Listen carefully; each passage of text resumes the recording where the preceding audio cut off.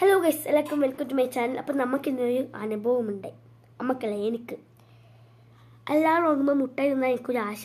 അപ്പം ഞാൻ എന്താക്കി, ആയോളിയത് നമുക്കൊരു ടേബിൾ ഉണ്ട്, ഒരു കാലുണ്ട് ടേബിൾ, ഒരു കാലുണ്ട്.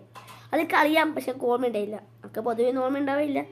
എന്നിട്ട് അതിന് മോയിക്കളി പെട്ടി തുറന്ന് മുട്ടായി എടുക്കാൻ മുൻ ചക്ക വെട്ടിയിട്ട പോലെ താഴേക്ക് പോയി. എന്നിട്ട് ആ സൗണ്ട് കേട്ട് പോലും എൻ്റെ ഉപ്പ കഴിച്ചിട്ടില്ല. സത്യം, എൻ്റെ ഉപ്പ ആടത്തേക്ക് ഉപ്പ വെച്ച് ടേബിൾ വീണേക്ക് കുഴപ്പമില്ല വെച്ച് ഉപ്പ ആടുന്ന് എണീച്ചിട്ടില്ല. ഉമ്മ എണീച്ചില്ല, ഉമ്മ റൂമിലുണ്ടായിരുന്നു. അതുകൊണ്ട് ഉമ്മ വെച്ച് ഫാൻ വീണ വെച്ചിട്ട് എന്താ പറയുക, ഉമ്മ എണീച്ചനെ.